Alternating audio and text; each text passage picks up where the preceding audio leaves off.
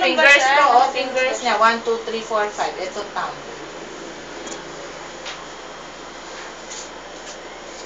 Ayan, side view. Ayan ang nose. Kasi Dok, Lips. pwede bang Pwede. capture? Gusto mo pa print? Meron naman, ano nga lang tawag dito, thermal paper.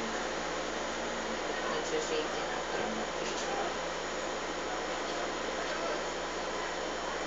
Hindi kasi masyadong Ano po yun, Dok, yung mga gano'n? puso. Ito, puso. Puso na yan. Braso. Oo. Maganda rin pag pa-3D ka. Ayun, fingers na, oh. Makahawakan pa yung puso. Yan, anong kamay yan? Ito yan. Kasi andito yung thumb eh. Ganyan siya. So, left, no? Left hand. Yung kanina, right yung kita natin. Ito katawan. Bituka. Yan spine niya. Buo. Tapos, hita. Binti yung dalawang buto. Ang hita, isa lang. Bladder. Ito yung isang hita. Ito yung binti. So, natatakpan yung singit. Hindi pa rin makita, Dok. Hindi rin natin nakita last time. Isa kami na. Wala pang 4 months. Nakita na namin kahit bridge. Parang may nakikita ko pero hindi kasi ayoko magsalita. Hindi malinaw eh. Hindi makuha ng picture. Hindi ko alam kung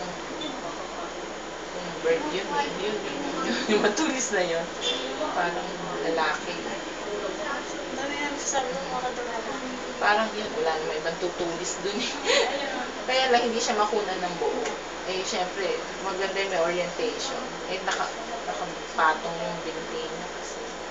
Kung gagalaw-galaw, baka sakali.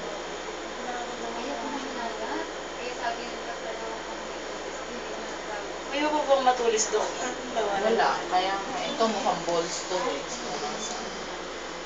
Kasi iniipit ng paa niya eh. Kaya hindi ko rin makunan ng picture ng buo.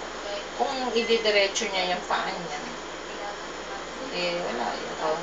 Kisa ba siya, Dok? Ha? Pag dumaretso siya? Oo. Pupunta lang yung paa dito sa space na to, hanggang mukha niya. Pero hindi yung didiretso na ulo hanggang paa, hindi. Baloktot na yun. Mukhang lalaki pero hindi makunan ng picture eh. Yung mukha. Sobrang gano'n. Kasi nagpapahinga kang paggabi. Ay, sinubo niya yung kamay niya.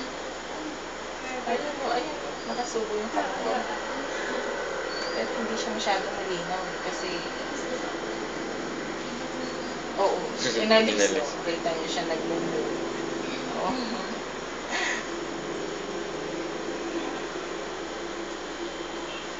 Wala pa rin eh. Ayaw pa rin. Tanggalin yung kanyang paa dun sa singit.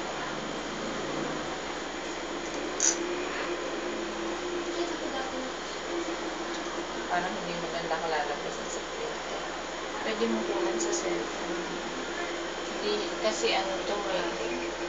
Yung position niya, hindi yung nakaharap sa atin. Kung nakaharap kasi, hindi masyadong maganda.